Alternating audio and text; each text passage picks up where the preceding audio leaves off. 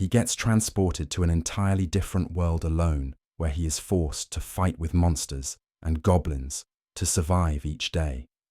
Nothing changes though, as even back in his own world, Haru was a total lonely loser with no bus and a future darker than.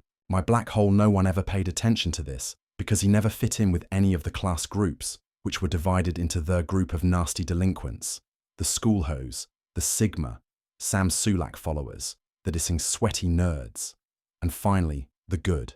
Girls with a stick up their ass. He puts his head on the desk again, knowing that there is no place for a dork like him in this world, when suddenly all the classmates start acting like greater idiots as they stare at a golden glowing circle emerging in the classroom. Since Haru is a dweeb, just like you all, he has already read all the mangas and knows that they are going to get transported to another world. But it's too much work for him, so he decides to bail and literally tries to walk away from the situation. Unfortunately, the door is shut tightly by Flex Seal, so even with a lot of damage, he can't break the door. Toscape soon, the magic circle covers the entire classroom, and slowly the students start getting sucked in. But Haru has watched way too many Mission Impossible movies, and he jumps up. The air duct Toscape luck is not on his side though, as the circle enters the air duct and sucks him into a white endless void. He looks around wondering where the hell is his entire class and waits for an ugly-ass king with a smoking hot daughter to greet him, but nothing happens. He soon spots an old running towards him and trying to interact in sign language. For some reason, somehow, Haru manages to understand the old-ass man as he realizes that all his classmates were summoned before him and were transported to a different world after choosing a special skill. The old man tells him to follow him, as he needs to choose a skill as well. But out of 50 skills, 43 have been already chosen. So, there are no cheat skills available anymore. He realizes that he will have to take a Lamar skill and somehow survive in the new world. But his hopes and dreams shatter once again when he notices that a jellyfish has better skills than Theones remaining. For him, he realizes that he can never even survive a single day with these abilities and starts shaking the old man like a maraca. He shouts at the old man to stock up with better skills, or learn how to count better than, and not summon more people if he doesn't have enough skills. The old man ends up snapping and pushes him away, claiming that a person like him with the ick of a bowling ball wouldn't survive even with the best skills, so he simply gives him all the remaining skills and pushes him down to the new world.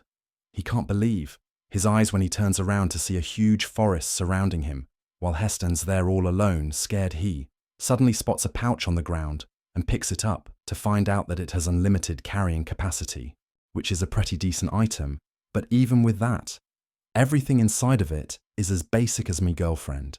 He soon does a drip check and tries to check his stats, but suddenly 2 dices appear on the screen. He tosses them, and they turn to M on both. He has no idea what the hell it means, but the stats tell him to put all that on a single skill. He wonders whether M means minus or something, so he decides to play it safe and gambles it all on the luck stat. To his utter surprise, the M turns out to mean maximum, and now his luck stats are turned up to the maximum. He also finds out that since he is such a lonely incel, God has given him a pity ability with which he can tame wild beasts. He looks around to see whether any of his classmates are around, but there is no one in sight. So he decides to move forward and make his own house by taking inspiration from the 2 guys on YouTube that make houses form. Mudhe starts walking through the forest when he starts getting weird that some huge monster will peekaboo him, so he takes out another skill item known as the contact lenses. To his surprise themament, he puts it on. He gets the ability to see the stats of different things, which is a very important and helpful ability. He realizes that these abilities seem to be much more than what their name implies, and happily moves forward as he checks his surroundings to find herbs that can improve his health, and tivanum mushrooms, and much more.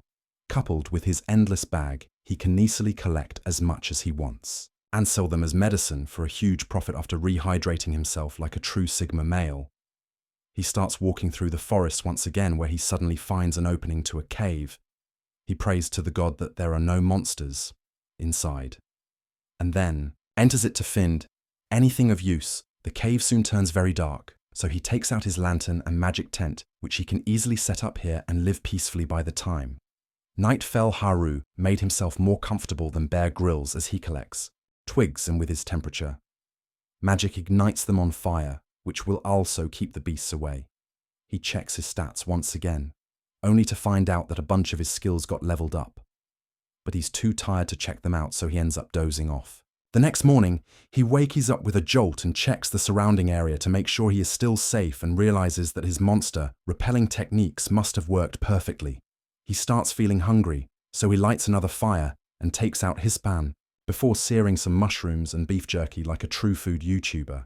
The food turns out to be pretty good, and he wonders whether he can live a life here as a muscled farmer, but realizes that he has no protein powder, so he goes out of the cave once again, where he finds a bunch of herbs which can help him gain some muscles. While collecting the herbs, he hears a commotion behind him and finds a bunch of stupid goblins picking up from the ground. He immediately gets scared like the massive. He hides and hides behind some bushes while the brainless goblins start singing Scabatoilet. That's where Haru draws the line and takes out his stick before he can get affected by that brain rot. He wonders whether his wood will be enough to deal with the two goblins, but just to be safe, he puts on some protection and then rushes towards them before hitting one of the goblins on his big fat head. This wakes something up in him as he starts whacking the poor beast like Apanata till he gets knocked out, cold on the floor. The other goblin gets scared but attacks Haru anyways. Fortunately for Haru, the goblin's attacks are pretty easy to reach, so he easily dodges the strikes before whacking him on the head and then firing a small magic blast that seals the deal. After that, he washes his face as the sun starts setting and decides to head back home. As he worked a lot today, after reaching back into his cave, he roasts some mushroom like a total hobo and checks his stats only to find out that multiple abilities have been leveled up. This is a very good news, but at the same time he wonders what will the goblin BLS do with him if they find him in an empty cave all alone. He quickly shakes the terrifying thoughts away and quickly warms up a little with some exercise before heading back to bed. The next morning, he wakes up once again, only to find mushrooms for breakfast, which is getting annoying already. He wonders whether he can find some meat, but immediately remembers how the vegans of his class would eat him alive. If he ever said that, he quickly gets up once again and boosts his stats with some magic before heading out for the day. With his trusty wood in his hand, he soon finds an item on the ground, which again turns out to be a shitty mushroom. He throws it down to the floor and starts searching for meat which grows on trees, like a total immole. Soon he comes to his senses and decides that he should simply start working on his magic skills, and boosts his stats once again after that. He starts running through the forest, and to his surprise his speed has increased several times as his body feels very light and fast. Moreover, even his attacks seem to be quicker and stronger, so he decides to test this out on a group of goblins nearby. He immediately jumps in the battle and slaps the first goblin with his wood before smacking the second one on the head as well. This seems to enrage the goblins, though, as the jacked one grabs a club, but Haru hides behind some bushes like a total bit and sneaks away while the goblins look for him. He decides that he has had enough for a day and returns back to his cave, where he thinks about the things he did that day before he starts working on some DIY projects like creating an IKEA table after several tries by the next morning. Though he has gotten pretty good at it and manages to assemble a stool and a coffee table all on his own, he decides to tighten his security as well now that he knows how to build stuff, so he creates a wooden gate at the entrance of his cave to make sure no one can enter without his permission that night. He goes out to hunt some small game as he can't live without meat any longer.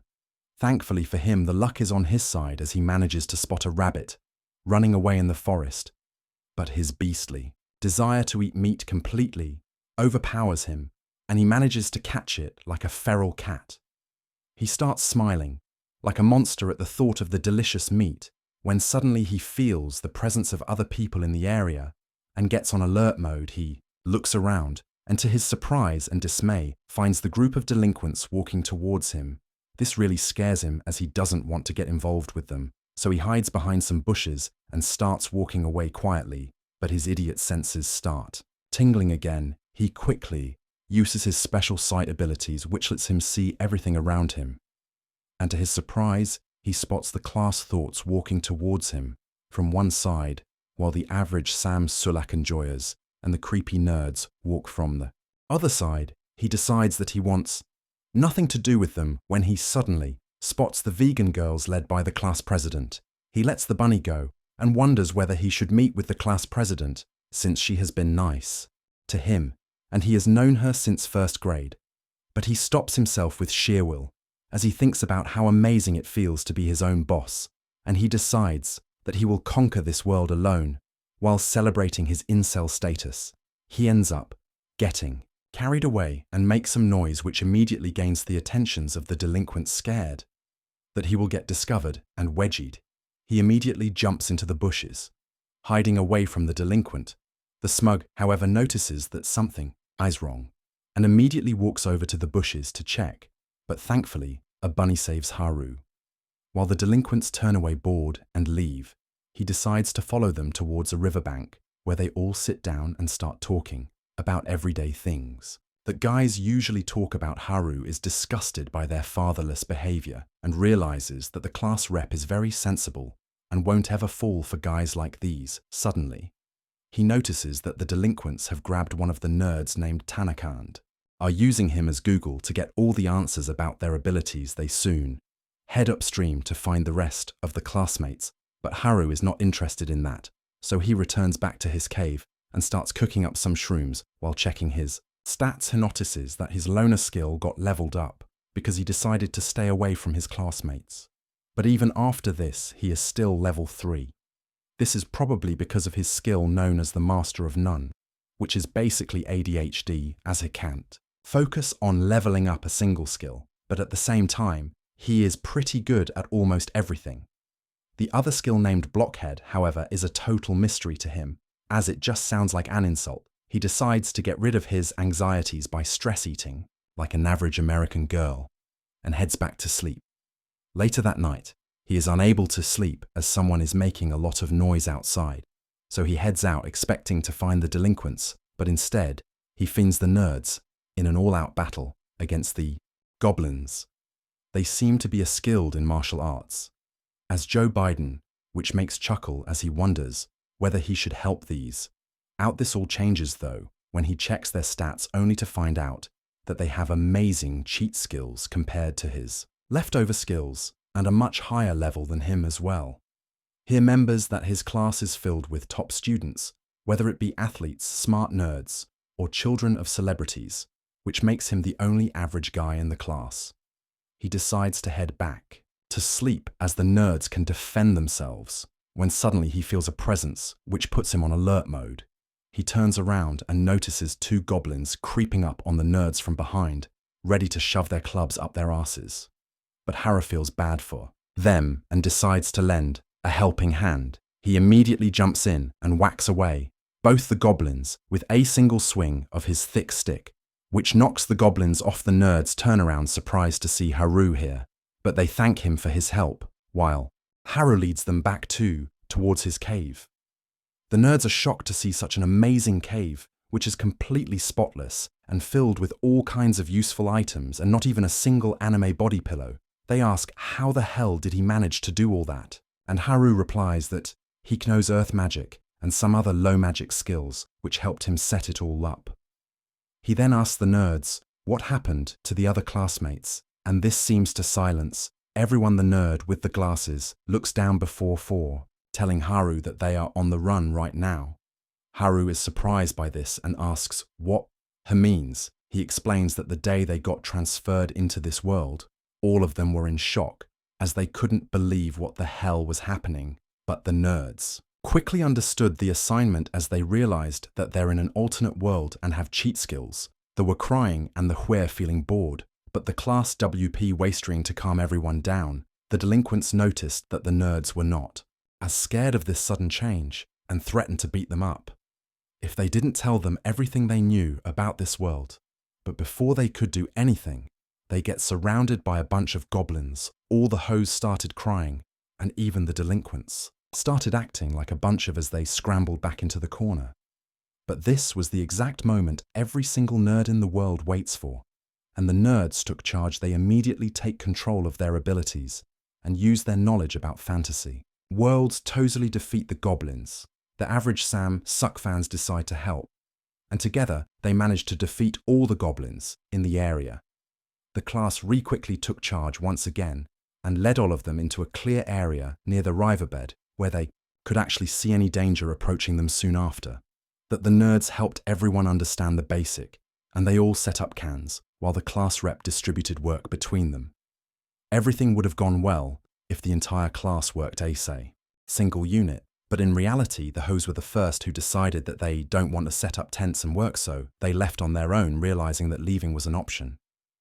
The delinquents decided to ditch them as well while the class rep tried to stop, all of them but failed miserably. And slowly the entire class got divided into their own groups, and they all went their own ways. This left the class rep along with the nerd NDS and a handful of other students who tried to work together as a team, but because all the others were so incompetent, the nerds were forced to take most of the work, including the battle against the goblins and making sure that their camp didn't get raided. They also wanted to raise their levels as quickly as possible because they wanted to be safe from the two most dangerous skills which can control everyone. Unfortunately, both of the skills were taken by the delinquents, who can't be trusted. And the only way to escape that spell is to have high level of magic resistance. The delinquents quickly learned about this as well, and to counteract what the nerds were doing, these useless wastes of oxygen started leveling up as well to make sure that their skills reign supreme so that they can take control of everyone else. The nerds told this plan to the class rep, who decided to train and get leveled up as well. Finally, after a couple of days, the delinquents managed to learn the mind control skills, and to their surprise, they conveniently found the class rep walking nearby. These worthless degenerates immediately tried to use their spell on her, but the class rep had other plans and tased the out of them, forcing them to the ground. The nerds helped carry them back to the camp where their plans were revealed, and so the delinquents were kicked out of the group. Fortunately, this was not the happy ending they were expecting, as the Caesaroic losers decided to attack their own classmates and started burning down the camps and chasing after the nerds to teach them a lesson. The entire camp was destroyed, as no one dared go against the delinquents, which the mind control abilities. And this really broke the nerds who worked so hard for the camp. Moreover, the class hoes started showing their honest, as they blamed the nerds for everything, as they shouldn't have picked a fight with the delinquents when they couldn't back it up. Slowly, the entire class turned against them, and only the class reps spoke up for them, but because the situation was too awkward, they decided to leave. Haru was amazed after hearing all this and hugged them tightly, claiming that they are actual heroes, and decided to treat them all to party, where they stuffed their faces with shrooms like Mike Tyson on a podcast the next morning. Haru bid them farewell with a bag full of shrooms, while the nerds asked whether he would want to join their team, as he fits the closest with the nerds. They claim that they are heading down to the nearby town to become adventurers, but Haru tells them to off as he is a loner and literally shoos them away. Like a dog, Haru decides to check up on the rest of his classmates, especially the class rep, but on the way, he ends up running into a rabid wolf. The wolf monstering bites him in the arm, but Haru manages to bonk him on the head, knocking him out before moving ahead. By the time night falls, he finds the area where his classmates were camped earlier, but he finds only their mains of a camp there. He quickly uses his tracking skills and starts following the footsteps when he suddenly senses the hoes coming right at him, so he tries to hide and move away. Unfortunately, the hoes discover him and shout at him to stop, but he runs like a madman, knowing that he shouldn't stick his wood in crazy. But the hoes force him to stop and ask him whether he knows where the nerds are. He asks whether they want to make the nerds run errands for them, but the hoes tell him to shut up, as they have realized their mistake and the fact that they were alive just because of the nerds.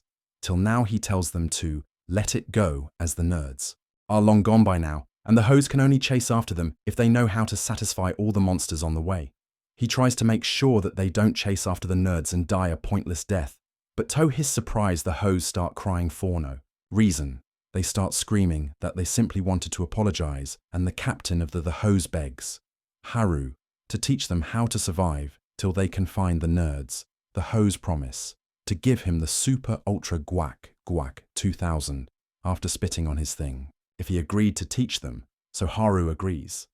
The girls follow him like a bunch of puppies lost in the woods and attack anything that Haru kills. He notices that one of them is hurt, so he gives her some of his potion, but the dumb bee doesn't understand that it's not champagne and simply throws it all over Haru. He is so tired of these dumbasses that he starts wondering, when can he get back to his cave and relax? When the class rep notices him, totally blanking out the class. Rep seems happy to find him and calls out his name, but Haru is too preoccupied with his plans to look at her, but she manages to gain his attention by shouting at him. Haru is shocked to see the class rep right beside him and wonders whether he will finally get a chance to score before the delinquents attack them. Once again, the class rep, however, doesn't seem to like the way he has been walking around with girls this late at night and asks, why the hell are these Instagram thoughts following him? Haru tries to run away from these questions, but the other girls, following the class rep, start giving him the death stare, while the class rep tells him to stay where he is, while shesks the thoughts what he has been doing. Haru doesn't even want to get a handy from these thoughts anyways and simply wants to return back to his incel ways of living alone, but he is forced to sit while the other girls discuss what's supposed to be done of their situation. Haru decides to practice some magic while he is at it and starts chanting some of his earth magic spells, which ends up going wrong as he gets stuck beneath the ground. The class rep gets worried about him, but since her pull-out game is strong, she easily frees him. From the ground, she finally comes to the conclusion that Haru is actually harmless and he just wanted to help the thoughts out in return for some sloppy tops, which can be written off as business expense. She and her girl crew apologizes for shit-talking him, but Haru simply wants to leave and play with his wood in his house. But the moment he mentions a home, the girls get interested, asking whether he was born here. Haru realizes that these girls have the collective ick of a toaster and tells them that he came to the world just like them but had free time, so he made a home for himself. These gold diggers immediately start having a group meeting. Again, when the class rep asks how big is his house, Haru thinks for a moment and replies that he can easily fit in around 240 people. And if he removes some of his furniture and bathhouses, then maybe even more. The girls are shocked to hear about the bath, while the class rep screams at him for living in such luxury, while the rest are living like Bear Grylls. Finally, the class gathers all her courage and asks him whether they can stay one night over at his place. This really short-circuits his brain as he starts imagining these girls in satin shirts, while the class rep shouts at him to stop having scandalous thoughts. They soon start walking through the woods, and somehow this mother is equipped with Google Maps, as well as he simply follows the arrows at night, while the other bear having trouble seeing what's in front of them after walking for what seemed like an eternity. They finally reach his house, where they all start breathing hard while he welcomes them to his not-so-humble abode. They immediately start at all the luxurious things that he has in his life, while Haru wonders whether he speed ran through the harem-making process. Things take an amazing turn when these girls finally spot the bathroom and their clothes come off. Just as fast as I last in the bedroom, the girls immediately jump into the bath together, while Haru stands outside wondering whether the forest life has turned their femininity into savagery. Haru finally decides to call Ita KN and feels very happy to have his own space outside. But even that is interrupted by the class rep, who enters his tent and starts yapping about how the other guys left them all alone in the forest and how hard it was for the strong and independent girls to survive without their Stanel cups and theirist pumpkin spice lattes. But Haru's home provided them some much-needed relief.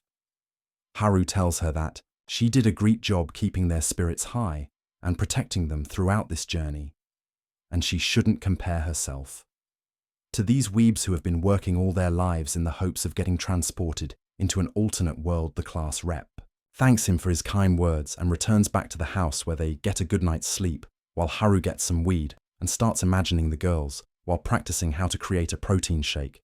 The next morning, he wakes up hoping noon shines a black light in his tent when he spots a purple-haired girl. In his tent, he wonders whether this is the part where he finds a stepsis from Alabama, but the girl turns out to be one of his classmates.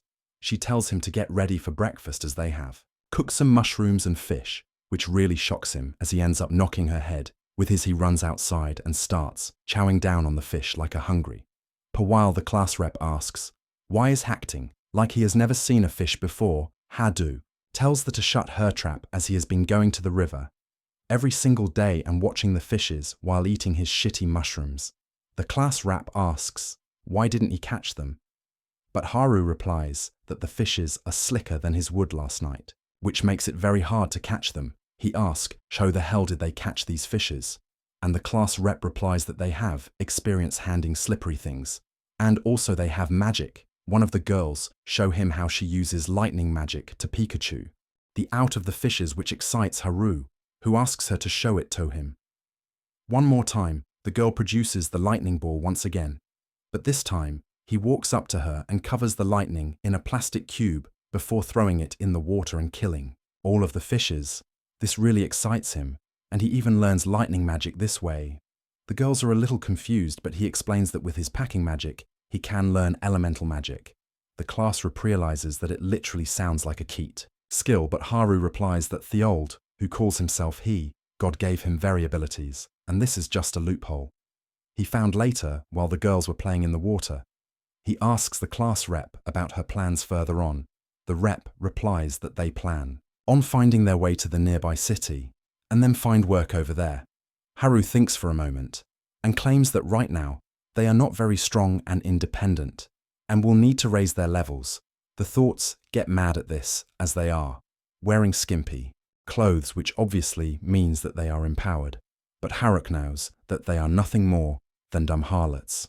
The class rep asks whether he can help them raise their level, and Haru immediately agrees and begins their basic training. When he asks about their levels though, he finds out that the lowest level amongst them is 16, which is crazy because he is still level 7. He wonders what he can teach them when they're already much stronger than him.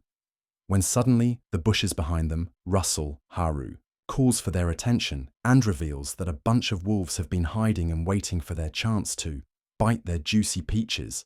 And as a test, he asks them to fight. The girls seem overly confident like any empowered woman of this generation, but at the end of the day they turn out to be totally useless and get their ass handed to them in a terrific fashion. After that disgraceful performance, they all enter Haru's tent and start contemplating their future plans as they don't have any skills. So all they can do is either return back to the kitchen or find a sugar daddy. The class thoughts immediately decide that they will easily find a rich man, and the rest follow suit, feeling empowered once again, while the pink-haired girl from the morning apologizes for entering his tent without his permission, as she just wanted to make sure that he was a harmless incel and not like those delinquents. He tells them not to worry and sleeps in his tent, only to wake up to a delicious breakfast with fish once again. While he was eating, he overhears some of the girls returning back to the forest to try and defeat the wolves with their womanly charms, I guess. But thankfully the class rep stops them and tells them that they have to practice. So the practice begins as they start fighting against lower level goblins, but these pathetic are so trash that even the garbage truck refused to take them. They all lose one by one, but after some more training the day for rematch finally arrives. The wolves seem pretty confident about themselves and even start talking smack. He wonders whether this would encourage the girls to fight, but some of these idiots are sleeping, while others are finding excuses to get out of the fight. Thankfully though, not all of them are useless, as the pink-haired girl takes the initiative, and soon some of the other girls follow. Even though their execution was spotty, they managed to defeat the poor wolves pretty easily, and party afterwards, even inviting one of the wolves to their room tonight. For a rave, Haru lays down, thinking that his job with these dumb hoes is done, but the class rep soon arrives and asks when are they leaving for the nearby town. This catches him by surprise as he never planned on going anywhere. But these bit be crazy, and they force him to accompany them to the city. The next morning, he is forced to pack up all his stuff with the pink-haired girl, while the class rep gives everyone a pep talk. She soon turns her attention towards Haru and realizes that he literally wants to pack everything heckin' in the small bag. She tells him that they can't carry that much stuff by themselves. And finally, after some back and forth, Haru decides to leave most of his things behind and tells the pink-haired girl to stay here and watch over the class. Wop is shocked at this and tells Pinky that they are not leaving her behind. And after one final check to make sure they have all the necessary items, they decide to head out for their adventure. Haru looks out into the open, wondering about what problems they will have to face during their journey, and tells the class rep that they'll have to stick together, no matter what. What if they want to escape this forest alive? Unbeknownst to them that night, when the rain started coming down, one of their classmates who was left alone runs through the dark forest, stumbling over roots and rocks, running away from a hidden attacker. His marathon ends soon, though, as he finally falls to the ground and turns around to face his cloaked attacker, begging him to let him live as he doesn't have the abilities he's looking for. But the cruel attacker doesn't seem to care and starts choking the poor boy without even asking for consent or deciding on a safe word. Ace expected. The boy soon gets game ended, while the attacker moves through the forest again, looking for his next victim. The next morning, they continue their journey through the forest as Haru realizes that he needs to stay with the girls at all times to make sure they are safe from the delinquents who are after them. They decide to try and leave the forest as soon as possible, as they were not feeling safe inside. But while walking through an empty plot, they suddenly come face to face against Agent Orc wielding a massive club. Haru tells the girls to hide behind the tree, as he doesn't want them hurt, and orders them to watch him closely, so they can also learn a thing or two about survival in the wild. He gets ready to face off against the orc, and starts comparing the difference between their wood.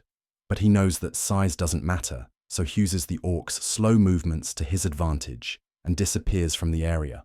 Leaving the orc confused, he chuckles and stays hidden behind the trees, while here remembers that the orcs have very high physical resistance, so hitting it with a stick would be a dumb move.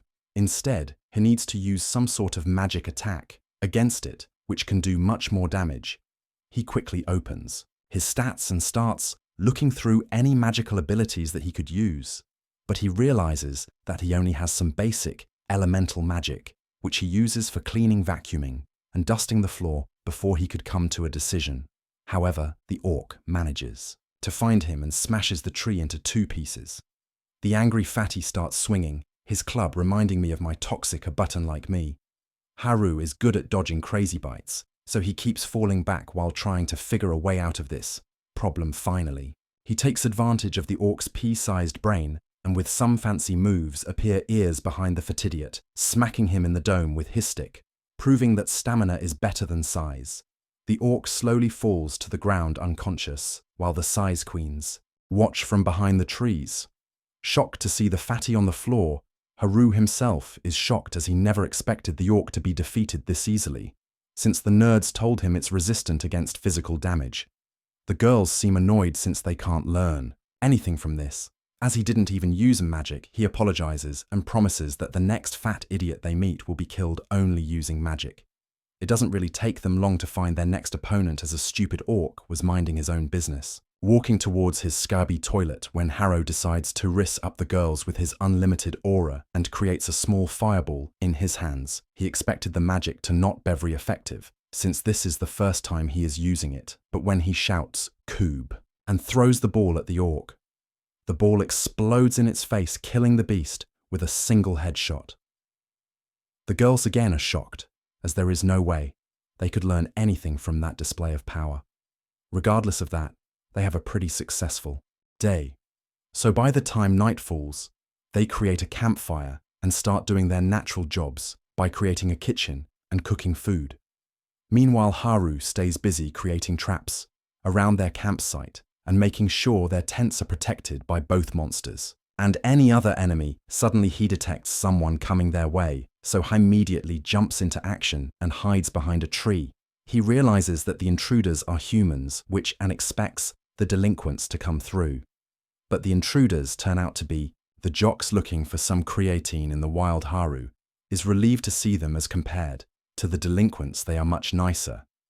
They seem to be surprised to see Haru in the wild, and claim that they were looking for the girls, as they wanted to warn everyone about a new dangerous ability that they have just found out about. Haru is immediately interested, while the rode-up jock tells him about a secret ability known as Shijak which is even more deadly than the mind control abilities of the delinquents. They claim that they can't trust anyone now. So Haru decides to prank them and pretends to have the hijack skill. The jocks, however, simply laugh it off, claiming that even if he had the hijack ability, it won't matter, as he would stay shut in inside his house. Haru takes offense at this and claims that he actually has an ability called servitude, but the jocks claim that it's 2024 now, and they don't vibe with the whole slavery thing, even in the South. After that, they bid Haru farewell, telling him to be on the watch against the person with this hijacking ability as they walk off into the forest to look for some protein shake the next morning. The girls get ready to get some weapons training. But while they were busy doing makeup, Haru decides to go into the forest to let one out, but the class rep ends up following him. She stops him and asks where he was last night, and Haru honestly replies that he met up with a jock who warned him about a hijack ability. The class rep immediately looks a little pale as she starts squirming before bowing her head down and apologizing for hiding something. Important Haru is not a dumbass though, as he already guessed that she probably has the hijack ability. The class rep is shocked to see Haru look so calm as she asks, where did he find out about it? Haru replies that he is not as dumb as those creatine-guzzling numbskulls and deduced. That much from her behavior, the class rep still looks confused, as hijack is a pretty scary ability as it gives her the power to steal anyone's skill after killing them. Haru tells her not to worry too much about it, as the nerds know what they are doing, as they already are trying to seal the mind control abilities of the delinquents. But even after knowing about her hijack abilities, they didn't bother changing anything, which simply means that they trust her. Haru feels the same as he tells her that he is pretty relieved to know that she has this cheat ability, as he knows she won't use it to hurt anyone.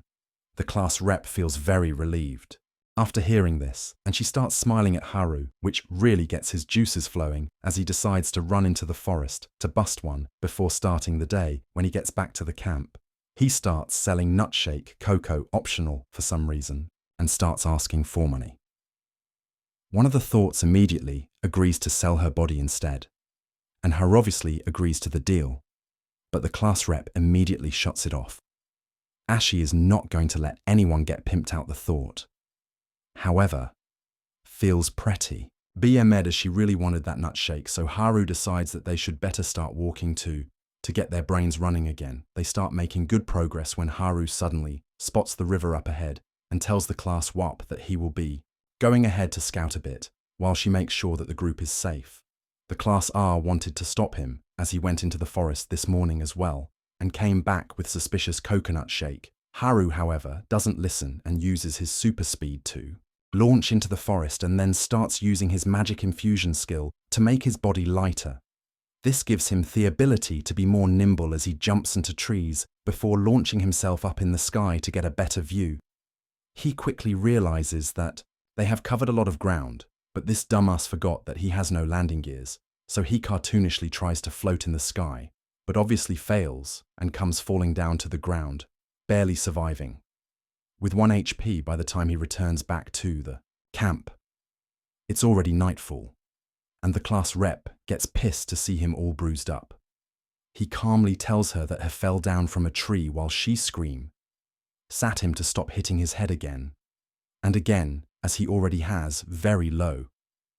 Usually Haru doesn't have to deal with and their opinions, so he tries to calm her down with some more suspicious-looking nut shake, cocoa, optional, but the class rep refuses and walks away, while the class thought immediately runs up to him, asking for a buck. Because of his scouting thought, they found a much faster way through the forest the next morning, and after some crying, some water sports, they end up running into a bunch of orcs. The bit turn out to be super adept at running away, as they immediately crush poor Haru beneath their shoes to run away finally, after dealing with all the issues and traveling through the forests for several days. They manage to get out of the woods and get the first sight of the beautiful city in front of them. Haru suddenly notices that he seems to have unlocked a new skill known as Airwalk Headicides. To check it out and to his surprise with this ability, he manages to easily walk in the air as if he is climbing stairs. The class rep is shocked to see this, but Haru tells her to calm her tits as he checks out the area to make sure there is no danger around heat climbs high up in the sky, and uses his supervision to check far and wide when he suddenly finds some NPCs armed and armored, fighting against a bunch of monsters he returns back to the ground and tells the class rep about it, who immediately claim that they must help. Those guys Haru isn't interested in having any competition for the girls, so he refuses, claiming that these guys could very well be bandits. But the class reps pleads with him to help, as if they are not bandits, they might die a painful death. Haru realizes that the Z be crazy, so he tells them to chill out. While he goes alone and checks the issue out, the issue still remains. That the NPCs are pretty far away, he decides. Touse his ingenuity as he starts combining different spells with magic infusion. Ash makes his body very light, and then uses wind magic for some boost together. With those spells, he starts using air step and jumps from one step to the other with an incredible speed. His gamble ends up working out as he realizes that now he can travel to faraway places very easily, unfortunately. Though the dumbass class rep ended up getting pulled in by his magic as she struggles to hold his cape, but due to the increased weight and not knowing how to apply brakes, Haru ends up crash landing just near the NPCs. Thanks to his entry, the monsters end up dying while the class rep is knocked out cold. While the NPCs wonder who the hell these insane idiots are, the NPCs introduce themselves as Gat and Oft, claiming that they were here on a quest to kill these monsters, but they were clearly outmatched, and if not for Haru, they would have died. The girls in the party quickly heal each other while the group starts fixing their carts. When Haru offers them some grilled mushrooms, Gat takes it happily, but in a single bite, he realizes that these are not normal shrooms but something known as a buff shroom, which can help them regain their strength immediately. Haru hands out the mushrooms to the remaining party members, who immediately gain their energy, as they wonder why would this stranger offer them such valuable food resources. Haru's mind, however, is stuck at the fact that these old are surrounded by these absolute hotties, which pisses him off as he gets ready to punch them, but thankfully the class rep wakes up and stops him immediately. Soon enough, the other arrive at their location as well, and are immediately enchanted by the beautiful elves as they ask for their beauty routine for helping them survive. The NPCs decide to escort them all the way back to the city, which is a huge accomplishment as the girls shappily enter the city, waiting for their next adventure.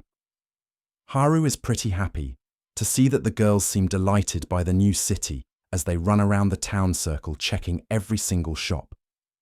While Haru wonders whether he should leave, since his job here is done, while Haru chills with his Jack Daniels, the business seem to be going crazy as they look at all the buildings that look like cupcakes, which gets their mouth watering. Thankfully, the class rep is there to keep everyone under check while she screams at Haru to help her manage these flocks of bumbling idiots as she can't do all this alone.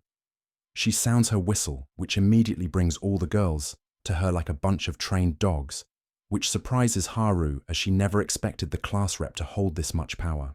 Watching this, he feels more at ease, thinking that the girls are in good hands, but the class R isn't going to let them off the hook so easily.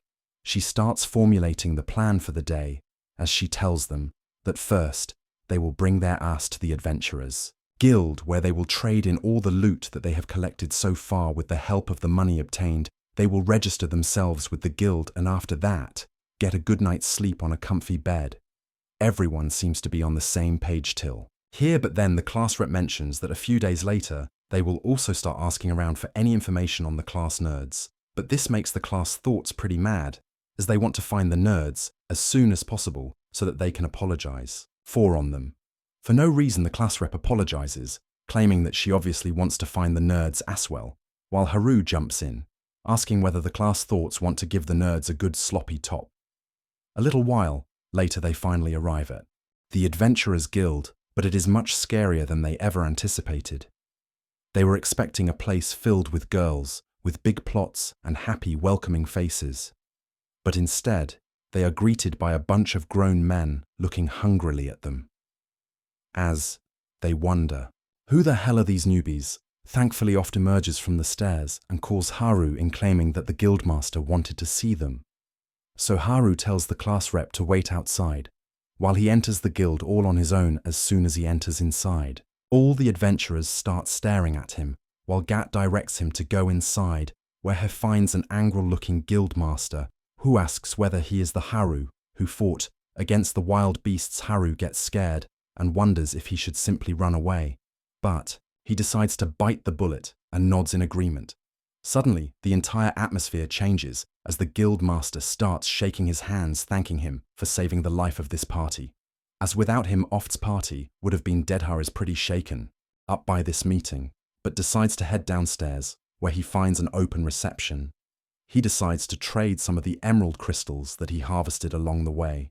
The four-eyed girl at the counter claims that she can appraise the crystals and give him a fair price for it, so Haru decides to try his luck and pours a huge sack of chile on the table, which totally shocks the girl, who wonders who this man is. After that, Haru feels like a total baller, as he claims that he has even more crystals ready, but the girl claims that they don't have the capacity to check so many crystals right now and asks for a day's time. Haru agrees to that and starts walking back to the main room, where he finds out that the girls have already gotten registered at the guild. The adventurers seem very surprised, as almost all of the girls are already level 30, which they were not expecting at all. But Haru knows that he's trained the girls enough that they can't even defeat a level for 40 adventurer easily.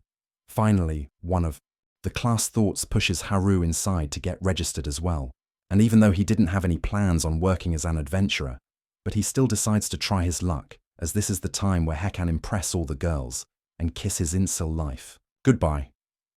He proudly enters the room, where a blonde girl checks his stats but calls him a loser, claiming that you need to be at least level 10 and also be in a party to even register at the guild.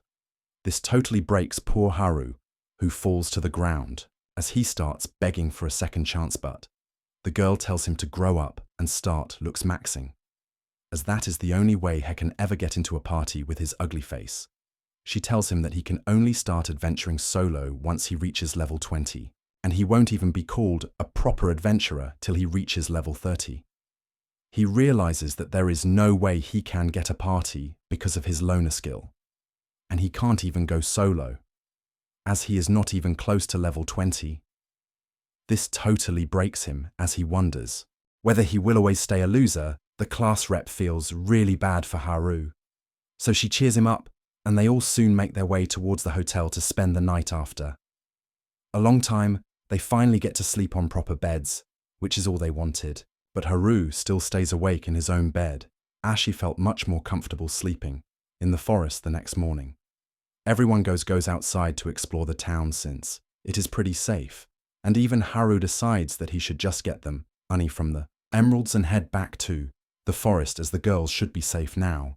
But unfortunately, the girl at their reception alongside her superiors all apologize to Haru, since they don't even have enough money right now to pay for all his emeralds. The guildmaster walks out, claiming that he brought so many emerald crystals that they didn't even have enough manpower to count it properly, let alone pay for it. So he asks Haru whether he would like to get paid in installments. That is totally fine by Haru, as he loves capitalism, and receives a hefty bag of $5,000, which totally shocks him. He seems pretty satisfied by what he has earned. But obviously, the moment a loser gets money, all the girls start becoming leeches, so they all celebrate and get ready to shop as if it was their money. Gat, on the other hand, is a true brother who tells Haru that he should ditch these hoes and get some actual ones. As he knows a place, immediately Haru's mouth starts watering, since he has been practicing for No Nut November and edging for 23 days over his scabby toilet. The class rep tries to stop him, but he ignores her and starts walking with Gat while dreaming about all the girls he will find. But he is disappointed yet again to see an old worn-down shop at the side of the road. Haru looks pretty disappointed, but Gat promises that this shop sells only the best items found in the dungeons. Haru soon starts looking through all the items on sale and realizes that Gat wasn't lying, as these items are definitely pretty unique and interesting. This sends him on a shopping spree, as he starts trying on different weapons armors and magical items while he puts them all in his cart. When after shopping for an entire day, his eye falls on a special necklace, he asks the weird guy what this necklace does, and he replies that it can fuse multiple items into one. Haru thinks that it could be pretty useful when the class rep arrives at the spot, telling him to chill out with his shopping and head back to sleep. Unfortunately, Haru ends up slipping and accidentally fuses all of the items together. The weird guy orange girl is horrified at this as she cries, claiming that he can't fuse before purchasing as all those items are worth over 660 the. This shocks Haru as goes into depression, while Gat tries to negotiate the price a bit while the class rep apologizes, claiming they only have 50,000. A couple of days pass by after that, and Haru is still depressed as he's broke now. And there are still so many things he wanted to buy. He doesn't even go out to hunt for more crystals, as he can't go on quests before turning level 20, and he can't even try to merge with the girls, as the class rep will catch him and put him back in his towers after thinking.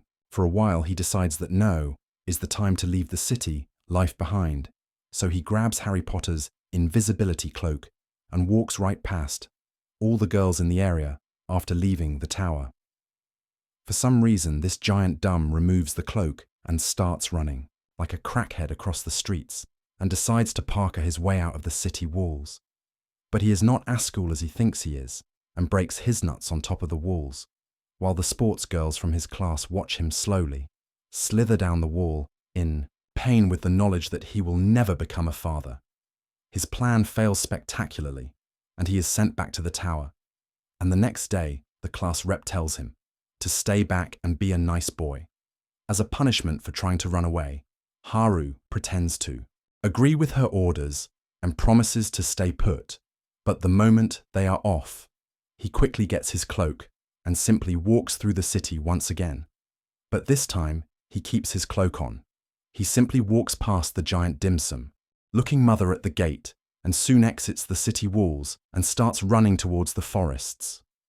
On the way, he spots a destroyed village and a bunch of goblins nearby, which he ignores since he's no hero, and keeps making his way towards the jungle. On the way, he also spots a carriage being robbed by a bunch of men, and he stops for a moment, wondering whether he should help, but realizes that these things probably happen every day in this world, and tries to ignore it before he could run away, though. One of the robbers throw a spear at him, which he dodges while the others get ready to attack. He tells them that he just wants to be alone, but they start making fun of the way he speaks, which brings back some old memories, and in his anger, he literally starts roasting them. The robbers soon decide to fight back and start using their special abilities to attack him, which could have been dangerous, but these idiots were just bots who could only spam a single spell, and soon tire themselves out soon enough. Bratty Girl walks out the carriage and introduces herself as Mary the Noble Girl and thanks him for saving her from the bandits and begs him to accompany her for the rest of the way, as she is scared that more bandits might attack her in return. She offers him a guac 2000, and even though Haru wanted to return back to the forest, he can't skip on an offer like that, and agrees to escort her through the dangerous forest, wondering what monsters are waiting for him along the way. Soon they reach the city, and Haru doesn't get what Mary promised him. He becomes impatient and thinks that he should have not accepted her request. As he paces up and down the waiting room in her castle, he decides to go back to the forest immediately. But Mary comes down, after changing into some fresh clothes, and acts upset that Haru is trying to leave, even though she is planning to treat him very well. He has no choice but to go along with her, and to his surprise, her way of saying thanks is better than he expected. She treats him to a full-course dinner that would make vegans choke and die. He begins deep-throating the meat like a savage, and Mary is irritated by his lack of manners. Anyway, she rewards him with a pouch of money and a VIP identity card that can allow him to enter and exit the city as she pleases. However much to her irritation, Haru doesn't pay her any attention. He is busy gulping down the food. The next day, he gets surrounded by the Class R and other girls who want to know where did he spent the last night. Haru tells them that he got invited to the house of this town's mayor and assures them that it was not because he was trying to escape to the forest. The girls believe him and then leave for the forest themselves to level up and get some resources. Once they are gone, Haru gets ready to leave the city as well. And this time he is confident that the identity card is going to get him through everything before leaving. He buys some stuff from the weird guy's shop and some food for his comfortable loner life in the forest. He also writes a note for the class rep so that she doesn't get angry, saying that he is going to look out for the jocks since he is worried about them. Since it's not completely false, Haru thinks that this would be enough to keep the class rep from looking for him. With that, he heads to the gate and shows the big dim sum his identity card to get out of the city legally. He feels at home in the forest with the wild creatures and monsters living freely. He misses his home and thinks that he can finally become a loner like he was born to again. Just then, an orc attacks him from behind, but Haru easily knocks it out with his staff. However, he finds it odd because orcs are not supposed to be found in the outer parts of the forest. He thinks that something fishy is going on here and walks deeper into the forest where he finds a huge blood stain on the ground. Haru panics a bit, wondering if this blood belongs to the nerds, which is unlikely because they are masters when it comes to things in another world. He thinks that it is most likely the blood of the jocks or the delinquents and decides to follow the huge trail of blood. He finds the jock severely injured and his heart breaks, thinking that they may have picked a fight with the delinquents and ended up dead. However, he sees one of them is still breathing and he immediately throws all the healing potions he made from the mushrooms on them. He wishes that they can recover because Sam Sulk would, and his wishes are answered. As the leader of the jocks opens his eyes, Haru leads them all to his cave, where they tell him what actually happened. They tried confronting the delinquents to protect the girls, but then suddenly Tanaka, who was supposed to be their pet nerd, backstabbed them. He killed all the delinquents and even stole the op weapons that they received on coming to this world, and they had no choice but to run away from him. However, he caught them and they were no match for him. The jocks say that Tanaka was terrifyingly strong, and he was looking for the class rep with an unshakable determination. Even the muscleheads are smart enough to realize that Tanaka is looking for the hijack skill that has to be with the class rep. Haru is shocked that the jocks can actually think, and they tell him that Tanaka lost track of class rep, so he beat them to an inch of their life, believing that they would go to her for help. However, the jocks were ready to sacrifice themselves, and instead they crawled towards Haru's caveso, that he would be lured there and Haru would be able to do something about the situation. They ask for his help to defeat Tanaka, and while he didn't want to get involved with others initially, he can't back out of this fight. He tells the jocks that he will deal with Tanaka, but he is going to fight alone. Everyone is shocked, but the jock leader trusts that Haru has a plan. Haru tells them to hurry to the town and keep the girls safe while he deals with the situation. Here he knows that having the jocks on his side would boost his chances at victory, but if all of them were to die in the battle, the girls would be left defenseless. That is why he thinks that fighting Tanaka is his cross to bear, and he plans to get stronger. Quickly he starts forming a strategy to counter the powerful weapons that Tanaka has taken from the jocks, as he has seen while fighting the bandits. Weapon skills are strong, but there is no way to stop them once they start. That is why he decides to come up with a new skill that has no weakness. Just then he spots some goblins sniffing the blood trail and decides to toss them as experience points. He quickly takes down the high-level goblins, but they die in one hit and don't give him anything much. Haru wishes to fight a stronger enemy, and then suddenly he senses a powerful monster nearby. He turns around to find a goblin king who charges at him without a warning. Haru can only dodge the goblin king's ruthless attacks and realizes that he is using some kind of weapon skill. He knows that one hit and he would be sent to see his maker, but he decides to defeat the monster and become stronger. He combines the various skills he has and strengthens his staff to take down the Goblin King with just one hit. He is pleased with his strategy and growth when suddenly an even stronger monster appears behind him. It is a level 50 Goblin Emperor, and Haru realizes that he can't do anything against it if he fights it head on. So he does exactly that and charges at the Goblin Emperor with a new Gambit skill he manages to hit the Goblin Emperor. But his attack did almost no damage. The monster gets back up and then walks like Jackie Chan in Drunken Master before suddenly attacking Haru, just grazing his face. Haru keeps dodging the flurry of the Goblin Emperor's attack and then lands a counterattack as he sees an opening. He managed to bring down the monster's health bar down considerably, but it uses a healing skill to restore its health and even increases its strength. The monster then sends a flying slash at Haru, sending him crashing into the trees behind him. He is tired and tattered by now, but he gaslights himself into thinking that he is just being a wimp because the jock survived even worse injuries than him, so he should be fine. At this level, he gets back on his feet and attacks the Goblin Emperor, and after fighting all night long, Haru finally manages to defeat it and reaches level 11. He lets out a victory roar to celebrate and then heads back to his house in the forest. He checks out his stats after leveling up and finds out more about how to use his skills. The Gambit attack that he created earlier has been registered as a skill now, and Haru is confident that it has no weakness, which will come handy in his fight against Tanaka. Later that evening, as Haru is standing outside his cave, Tanaka comes to face off against him. He's disappointed because he had hoped for the jocks to lead him to the class rep, but instead they brought him to the loner of the class. He says that it is a shame that he couldn't find the class rep even after everything he did, including manipulating the dumb delinquents and dividing the class into separate groups.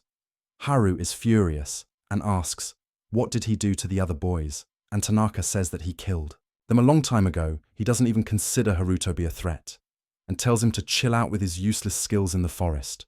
Haru points his staff at him, and Tanaka tells him to get his dirty and smelly stick away from his face.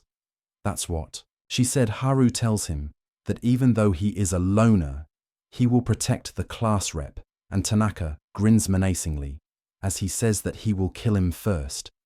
In that case, Tanaka unleashes his full power and sends some rocks flying at Haru as a warning. He then says that back in the White Room, when everyone was selecting skills, he went last and made sure that all the leftover skills were crash.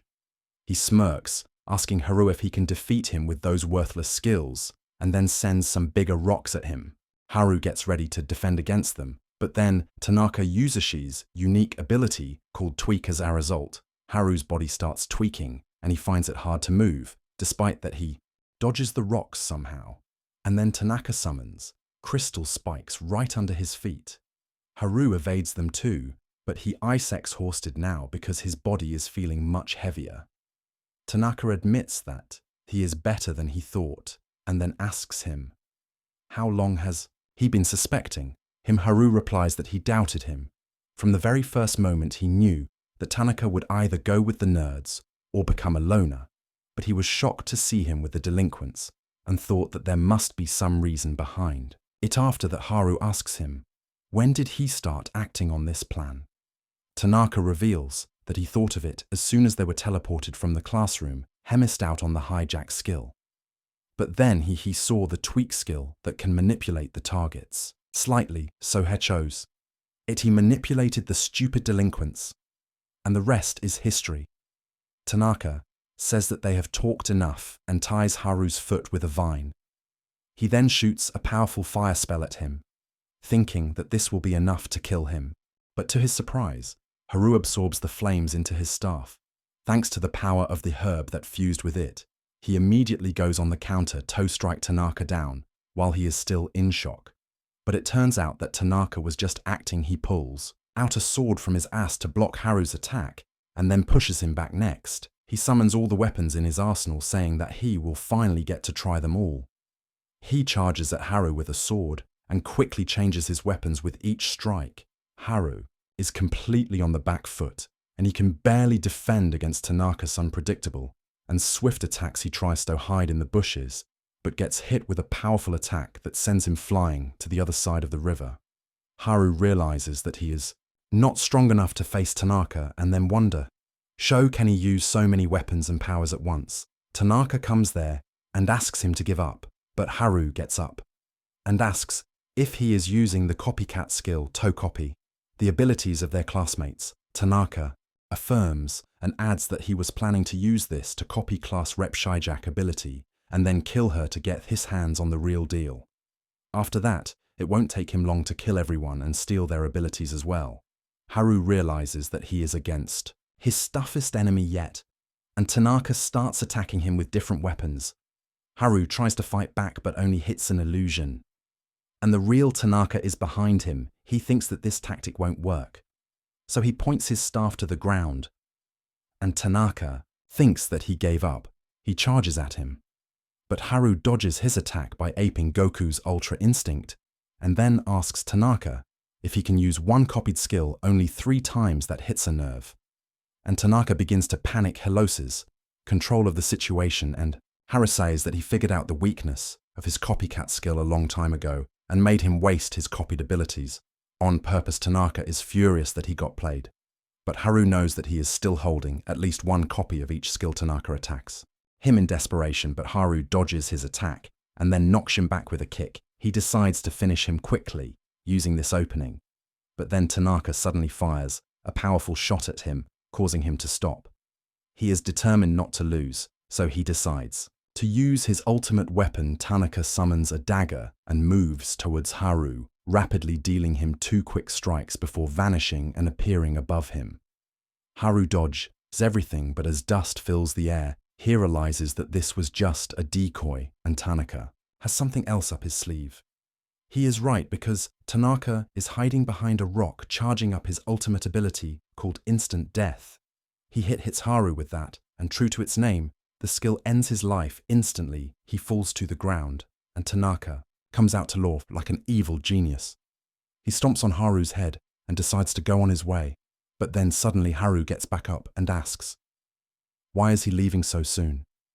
Tanaka freaks out and asks how the hell can be alive after getting hit by instant death, and Haru reveals that he has the general health skill which makes him resistant to status effects and instant death.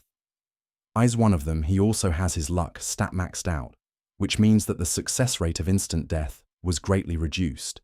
Tanaka loses his mind and asks, why did he collapse then? And Haru says that it was an act. Tanaka still can't believe it, and says that it should be impossible for him to move so swiftly when he was under his tweak skill. And Haru reveals another secret he used, another skill called Blockhead, that allows him to control others, like Apuppet, and he used it on himself to counter Tweak's effect. Tanaka can't control himself anymore, and immediately begins spamming his weapon skills at Haru, who easily blocks them. The nerd falls to his knees, unable to believe that his perfect calculations failed. He recalls how he was always bored at school because he was a genius. Ahead of everyone, he wished for a way to cure his boredom, and then he waste-laported into this world with the rest of his classmates the moment he saw the skill list. Tanaka knew the choices he should make to make his life most thrilling. He was more than willing to kill his classmates for that, and thought that once he got all the abilities, he would be perfect and unbeatable. He can't believe that he lost to someone with useless skills, and in the madness he charges at Haru. Recklessly, Haru easily disarms him, and thinking that Tanaka has run all out of tricks, he goes ahead to finish him. However, his sword returns back and pierces Haru, who realizes that Tanaka was still hiding his remote control abilities. Tanaka declares that he still won in end as he begins slashing Haru, but then Haru punches him away. He managed to block the damage with his packing skill and then decides to end the battle by using the Gambit skill to deal a blow that Tanaka cannot dodge. Tanaka loses his consciousness and falls to the ground, and Haru walks away saying that even though he doesn't have any OP abilities, he has his tricks. However, he's also completely worn out now, and the damage has finally started showing its effect on his body. He doesn't have the strength to keep moving, and he falls to his knees, thinking that this is the end. He thinks about the class rep and his friends just as he is about to lose consciousness, but then someone supports him. Haru opens his eyes and sees the nerds there. He is disappointed that they came too late, but they tell him to complain later. They feed him some healing potions and support him as they walk back to the town. Haru asks them what are they doing in the forest, and they reveal that when they were returning from a hunting trip, they saw their classmates and learned from the jocks that he was trying to fight Tanakaso. They immediately rushed to help him, but they were a bit late. Soon they reach the city, and everyone is waiting for them at the gates. The girls surround Haru as they offer themselves as his reward, but he nervously walks away from them and high-fives the leader of the jocks. The girls drag him inside and the vain TikTok apologize to the nerds for their past actions. Haru thinks that this is the happy ending everyone wanted, and now he has no role here. He decides to sneak out while everyone is busy, but class rep stops him and asks where the hell is he going. He freaks out, and then she suddenly hugs him, saying that she was really worried about him. Haru apologizes, but the class rep tells him that an apology won't be enough. She has gathered all the girls in the class who are going to scold him for sneaking out of the city without telling them. Haru freaks out, but he has no choice as the girls drag him back into the city to scold him and then suck his soul out. Later that night, Haru has a dream about someone chained deep inside a dungeon, waiting for a person to come. The chained person appears like a girl one moment and then like a skeleton. The next second, Haru instantly wakes up as the dream ends and wonders if it could be hinting to something the next day. As he wakes up and goes to the tavern, he finds the gang of nerds there who are ready to venture into the dungeon to hunt some monsters. They tell Haru that they are looking for a rare item that increases their Riz points and changes how other people see them. Haru says that it is perfect for nerds, like them whom no one likes, and they reply that they could say the same about him. After they leave, Haru thinks that since his work here is done, he should really get back to his cozy cave in the forest, but the class rep is right behind him. She is furious that he is trying to escape again and is ready to go Super Saiyan on his ass. Haru asks her to have mercy on him because he got lectured for a gas hours the last night, but class rep tells him that it was the collective lecture from all the girls, and her personal scolding is not yet finished. Haru begins sweating and falls to his knees as he promises not to do anything dangerous again, and Class R finally leaves him alone. He is still rattled, but then thinks about the item the nerds were talking about. He thinks that if he can use it to raise his affinity with the class rep and others, he won't ever get scolded, and then he can return to his loner life in peace.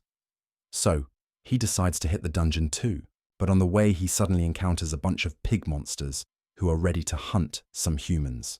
However, Haru thinks that they are just the right amount of warm-up for him back in the city. Class rep is receiving a monster subjugation mission from the guildmaster, when suddenly the noble girl Mary comes running there and tells them about a massive monster outbreak. She says that a huge horde of orcs is approaching their city, and it has already destroyed a couple villages in its way. The adventurers immediately get ready to fight the orcs, and class rep also offers to help in the fight. She runs back to the inn to rally everyone, but then wonders where Haru went right now. He is charging towards the orcs while analyzing the situation. He quickly takes down the smaller orcs and then moves on to their boss. He attacks the orc king with his staff, but it doesn't do much damage. Haru spams the orc king with powerful attacks till it is knocked out cold, and then resumes walking to the dungeon. He soon finds the dungeon and uses his stealth skill to enter it, without alerting the guard outside the weeb inside. Him is really pumped up about exploring the dungeon, and he quickly finds a treasure box. However, it has only junk in it, much to his disappointment. Haru tries other treasure boxes as well, but all of them are more useless than my college degree. He begins to think that he should have asked an expert before coming to the dungeon. That immediately reminds him of the weirdo who sells special items found in the dungeon, and he decides to talk to him about it. Haru runs back to the city where the adventurers and the girls are standing, firm, waiting for the orc attack. They've been waiting since midday, and now they wonder if the orcs are really coming or not. Suddenly they spot someone coming through the dust cloud, but it is just Haru. Class rep is shocked to see him, and she immediately runs to him. Hesks, why is everyone at the gate, and why have they a lit bonfire? Class rep tells him that a nearby village was attacked by monsters, and now this town is in danger too. She says that while they were here trying to protect the town, He was goofing off somewhere without being aware of the danger Haru gets. Nervous Ash thinks that another night of scolding awaits him, when suddenly he hears one guy talk about the orcs.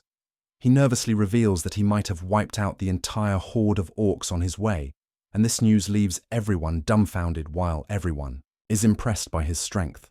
His classmates are furious because he did a dangerous thing, right after he promised them that he would not do it again later. They return to the guild, where Mary and the guild master thank Haru. But class rep is still bitching and moaning about him doing dangerous things. The weak tell Haru that they are lecturing him for his own good, because monsters have been growing stronger and more violently lately, which is an early sign of a monster stampede this time, even the guild. Master and Mary asked him not to do anything dangerous and promises them, just like politicians, promise things out of their ass. Every 4 years, the next day, Haru visits the weird shopkeeper, who freaks out on seeing him and says that he doesn't have anything to sell today. However, Haru tells him that he is not here for items, but for information on an item that can increase one's affinity.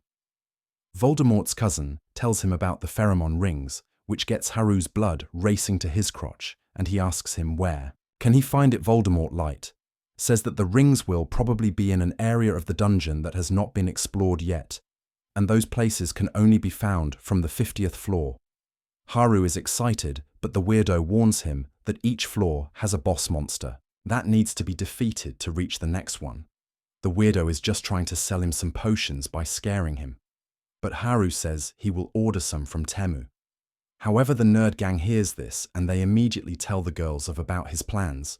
They are more determined than ever to stop Haru from risking his life, and using a risky item, they angrily follow him and confront him about the pheromone ring Haru cooks up Astri, about looking for the Solomon ring that turns one into a Disney princess and lets them talk with animals. But Noon is buying it, so he just runs to the dungeon, and the guard does nothing but tell him not to go inside. The rest of his classmates follow him, and class rep tells him to stop running or he will get caught by a trap. Haru is confident in his maxed out luck stat, but then suddenly he touches a wall that crumbles, and he falls right through the hole. He keeps falling for a very long time, and uses earth magic to turn the ground bouncy, like he had Luffy's Gear 5. Thanks to that, he doesn't get hurt from the landing, and then begins looking around to figure where he is at. In his struggle to explore the dark region, he suddenly learns the spatial awareness skill along with true detection. He immediately uses both the skills to scan the area and finds that he is on the 101st floor when the dungeon is said to only be 100 floors deep. He is terrified that he may face an extreme strong boss monster here, but still walks through the hallways full of dark mana. He reaches a room at the end of the hall, and when he opens the door, a strong gust of wind, caused by an overwhelming mana, almost blows him away. Haru wonders who could have such a mana, when suddenly he sees the chain skeleton he saw in his dreams last night. He keeps walking towards the skeleton monster and finds that it is the Dungeon Emperor who rules the entire place. It is a level 100 monster, and Haru begins to bricks as he realizes what he is up against. He uses his appraisal skill on the Dungeon Emperor, but all of its stats and skills are hidden. Whatever is revealed is enough to terrify him to the core, because the Emperor belongs to multiple races of monsters like Lick and Dullahan. Haru thinks that he can't beat the Dungeon Emperor in long-range combat, so he decides to quickly move near it and deliver a surprise blow. However, the boss monster easily blocks the attack, and Haru decides to use its overwhelming speed against it by using his Gambit skill. However, the boss blocks that easily as well, and now Haru begins sweating as he realizes that this fight will be his hardest one. Despite that, he's determined to find a way to find a weakness of the Dungeon Emperor and defeat it to counter the super speed of the Dungeon Emperor. Haru decides to use all his magic power to increase his speed. He rushes towards the Dungeon Emperor and strikes it, but it easily blocks the attack. Haru decides to go even faster, but no matter how hard Hetries, he is unable to break through the Dungeon Emperor's defenses and land a hit. Suddenly, he sees a vision of him getting stabbed in the heart and moves out of the Dungeon Emperor's way as it thrusts its blade towards him. Haru thanks his divine sight skill that manifested into his contact lens after He observed the crazy fast movements of the boss monster. This new skill allows him to peek a little into the future, but he knows that if he lets his guard down for even a moment, he will be dead meat. To prevent his thoughts from distracting him, he charges at the Dungeon Emperor and keeps swinging his weapon without rest. The adrenaline from fighting a battle where his life is at stake begins to overtake his mind, and he feels thrilled. However, he quickly reaches his limits, and as he swings his staff, he falls to the ground. He is sweating profusely and breathing heavily because he has burnt through his mana and stamina, but his enemy is still the same. He tries getting up as the Dungeon Emperor walks towards him, but there isn't enough strength in his legs. Luckily, the Dungeon Emperor just waits for him to recover his strength. Haru wonders, why is he not attacking? But then suddenly realizes that the Dungeon Emperor hasn't shown even a bit of murderous intent during their entire fight. He realizes that the boss monster knows that it can kill any intruders without any difficulty, and that is why it isn't showing hostility towards him. Haru gets up and tells the Dungeon Emperor to stop underestimating him. He charges ahead and attacks the Emperor, who swings his sword half-heartedly, giving Haru the chance to slip behind. Haru tries using this chance to deal a hit, but the Dungeon Emperor was ready for that too, and it casually points hissward at his throat to show that he can't defeat it. At first, Haru is pissed that the Dungeon Emperor is not taking him seriously, but then he begins to doubt it. He sees the dark menacing aura around the skeleton monster and wonders if it is being controlled by the aura. Haru now understands that the Dungeon Emperor is being made to fight against its will when suddenly he sees his staff glowing and absorbing the dark aura. He doesn't understand how did his staff get the power to counter a dark curse like this, but he decided to use it and draw out all the dark aura. He attacks the Dungeon Emperor and begins sucking the dark aura into his staff, and then using the right chance he strikes the aura above the Dungeon Emperor completely, nullifying it just as Haru does. That the Dungeon Emperor lays down its sword, and he understands that it never wanted to fight him instead. It wanted to be free of the dark aura's control and be put to eternal rest. Haru approaches the skeleton warrior, asking it if it wants to die peacefully. Suddenly it drops its sword and the darkness begins returning to its body. Haru thinks that he must kill the Dungeon Emperor before it suffers at the hands of the darkness again and raises his staff, but he is unable to strike it. Instead, he hugs the Dungeon Emperor, thinking that it is also a loner like him. To his surprise, his gesture touches the soul of the Dungeon Emperor and activates the servitude skill, turning it into his servant. Haru freaks out on seeing this, but at least he doesn't have to deal with the dungeon darkness anymore. He asks the Dungeon Emperor if it hates being a servant to him, and it shakes its head to show that it does not. Haru realizes that the skeleton warrior understands him, and it isn't hostile. He decides to use his appraisal skill on it once again to see if anything changed, and he finds that its level and species has been reset. On top of that, he can see the real name of the skeleton warrior. Turns out that she was a girl named Angelica before turning into a skeleton. And Haru freaks out thinking that class rep is going to scold him for using servitude on a girl. Again, he then thinks that since this one is a skeleton, it should be fine. He decides to head back to the city with his new servant and finds a door that leads them to the 100th floor of the dungeon. Haru sees some stairs and thinks that they can easily climb up now, but then suddenly the floor master appears before him. It is a level 100 living armor, and Haru loses hope because he is not in the condition to fight anymore. The skeleton warrior Angelica was trying not to kill him, but the living armor doesn't seem to be in the mood for showing mercy. Haru suddenly gets an idea that doesn't involve using stairs and uses earth magic to create a hole in the roof to climb up to the next floor. However, there are two angry level 99 miners staring at him there, and they jump down to join the fight. Well, Haru has got the devil's luck, and the Minotaur jump right on top of the living armor, defeating it and taking enough fall damage that reduces their HP to just 1 point. He finishes them off with just one hit, and then Angelica points towards the armor, hinting that she wants it. Haru tells her to go for it, and she wears the armor that is too big for her. However, It magically readjusts to her size and even gets her 3 measurements right. Much to Haru's delight, he decides to appraise her armor and finds that it is cursed, but that upsets Angelica, because like any other girl, she was expecting a compliment. She begins to march upstairs angrily, and Haru just follows her back at Haru's location. He has found the way to improve. Angel's mood is giving her his old robes so that she can look more fashionable as she is fawning over herself. Haru's spider sense tingles and her senses danger nearby. Suddenly a level 98 lick comes there, and on appraising it, Haru finds that only divine magic works. On it, the lick attacks him, and he barely dodges it.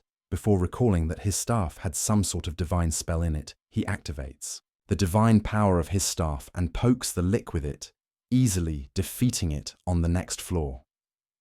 Harafins a bunch of poisonous moths, but he knows their very obvious weakness. He sends a fireball in the middle of the group of moths, and they are all attracted towards it. He then pours more mana into the fireball to make it bigger, wiping out all the moths at once on the next floor. He finds the caterpillars that will turn into the moths one day, and luckily they also have the weapon of their own demise in the form of sticky threads. Haru uses the thread and earth magic to create an earthen carpet and rolls it over the caterpillars, killing them all without effort. However, his smooth winning streak is interrupted on the 95th floor as he feels an ominous aura. All around him, strong winds start blowing as he approaches near the boss, which is a level 100 living sword.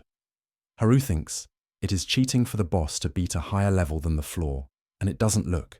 It will be as easy to defeat as the previous bosses. The sword attacks them, and Haru quickly moves behind to its exposed back to defeat it. However, the sword dodges and launches a counterattack that shocks Haru. He somehow dodges it, and then one of Thesmala's swords also attacks him. He realizes that he can't keep up with this type of enemy, but he knows who can, so he tags Angelica and tells her to deal with the sword monsters, because that is her field. Angelica releases her powerful aura as she draws her sword, and the living sword also unleashes its full power. In response, Angelica charges straight at it, and Haru panics, thinking this is not the best strategy. To his surprise, Angelica easily overpowers the living sword and destroys it. In one hit, Haru realizes that he was lucky that Angelica didn't want to kill him when they fought, but right now she is his strongest. Ali, on the other hand, Haru's classmates have reached the 50th floor. While looking for him, where they fight a terrifying 4-armed Cyclops, they can't hold out against the giant monster and are on the verge of being wiped out. The leader of the jocks and the leader of the nerds begin to wonder what would Haru do in such a situation, and they suddenly come to an understanding about what they should do. They go to support the class rep who is having a hard time on the front lines and tell her about their plan. The plan is risky, but the head jock gets class rep to agree to it. He uses his hyper-acceleration skill to overwhelm the Cyclops with his speed while the girls distract it with magic attacks. The Cyclops slaps him before he can do anything, but that was a part of their plan. The head jock was just a decoy who had to distract the Cyclops while the head nerd charged up his bow. He shoots his most powerful attack and blows up the Cyclops, defeating it, and the entire class rejoices. Meanwhile, as Haru and Angelica are climbing up the floors, the dungeon suddenly starts rattling as a huge horde of monsters gets on the move back at the entrance of the dungeon. The guard is whining and about how no one respects him, and the students went into the dungeon, despite him warning them about Ammonster Stampede.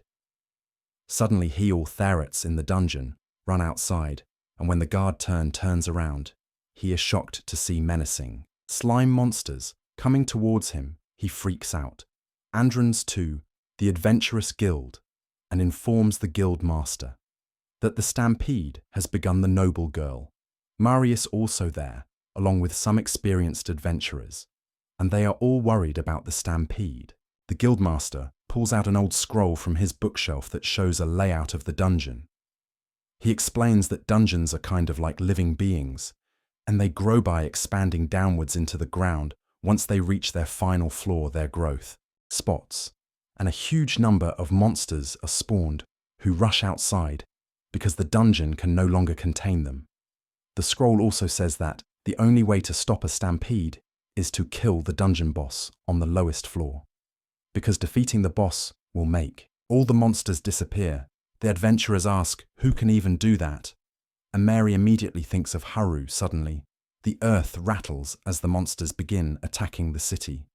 The guild masters ends one adventurer to evacuate the citizens, and the other one to rally all the adventurers and soldiers at the city gate so that they can defend it inside the dungeon. Haru is still climbing up without any difficulty. He finds a bunch of griffins in one floor and he throws them some poison fish. The griffins eat them up immediately and soon fall unconscious on the floor. Haru just hits them and turns them into XP and then heads upstairs back at the city gates. The adventurers have fended off the first wave of the stampede, but many of them have sustained serious injuries. Mary is worried now, and suddenly one of the adventurers remembers that the students went into the dungeon earlier today, and Haru was with them. The guild master thinks about it, and says that Haru is probably the only one who can kill the dungeon boss and end the stampede. He wants to deliver this message to him, and everyone wonders who will do it. They stare at Mary because she is the only one who is not contributing anything to the fight, so she might as well be a messenger. She gets terrified and teary-eyed on hearing this and says that she can't go to a place swarming with monsters by herself. The guild master understands her concerns and sends the guy named Ofta to escort her. Ofta says that if he goes to the dungeon, they will have one less capable warrior here, but the guild master says that he is Whitebeard's illegitimate son and he swears on his mustache that he will hold back any monsters that come here. Meanwhile, in the dungeon, Haru comes to the 81st floor, which has a water-based theme, and piranha, like monsters as he wonders what should he do, and takes a peek at the water. Some piranhas attack him. Luckily, Angelica protects him by slashing the fishes. Haru recalls seeing these fish in the market, but they were frozen. So he uses ice magic to lower the temperature of the water, slowing down the fishes. He then uses the packing skill to freeze them in ice, and it is a success. He thinks that they will easily clear this floor now and runs over the stepping stones, freezing any fish near him. Suddenly, a huge piranha pops out of the water, and Haru realizes that it is the boss of this floor. It seems angry him because he froze her family and attacks him with a huge wave. Angelica ditches Haru at the last moment, and he gets swept underwater. However, he makes a surfboard with earth magic and propels himself up instantly. He rides the wave and then jumps towards the giant piranha's head, knocking it out with one solid hit. After confirming that the boss monster is defeated, Haru gets to safety and, happily, resumes his journey to the top of the dungeon. He feels even more confident in his abilities now, and quickly climbs up on the 79th floor. He finds the pilgrim's ring that brings happiness and protects against bad luck. And the 77th floor he finds the blessed bangle that can dispel a curse, but only once. On the 75th floor, he defeats the floor boss and gets the necromancy ball that can control the living, and the dead. Haru is thrilled to find all this treasure, but then realizes that he is neither cursed nor unlucky. He suddenly turns around and offers the ring and the bangle to Angelica, saying that she can break free from her curse and find happiness using them. He even adds the necromancy ball as a bonus. Angelica tries to refuse, but Haru pushes items on her, saying that girls like accessories, so she should accept them. In the end, Angelica takes the 3 treasure items, and their powers suddenly start working on her. Haru doesn't notice that he runs away to explore the dungeon while Angelica removes her helmet to reveal that she has turned into a proper human. Now she quickly puts the helmet back on to chase after Haru. On the other hand, Haru's classmates have just finished a long and rough fight with a pack of werewolves when suddenly they feel someone coming towards them. They think it is another monster, but luckily it turns out to be Ofta and Mary. They tell everyone about the stampede and how they need Haru's help. But on learning that he got separated from the rest of the crew, Mary loses all hope. Class rep comforts her and then tells everyone that they have no time to rest because they need to find Haru even quickly. Now, meanwhile, Haru is playing the floor is lava with the dungeon. He is somehow managing the heat while crossing a bridge over the lava lake. When he almost tumbles to his death, Angelica holds him and tells him to rest in the corner, and Haru takes up the idea. He wonders how can he regain the stamina he has lost because of the heat. Suddenly, he finds a gentle breeze blowing from a hole in the wall and puts his head inside it and uses wind magic to help himself cool down. Coincidentally, the other end of the hole is on the floor where everyone else is, and class rep hears Haru. Edging to the cool wind, she calls out to him, and Haru responds.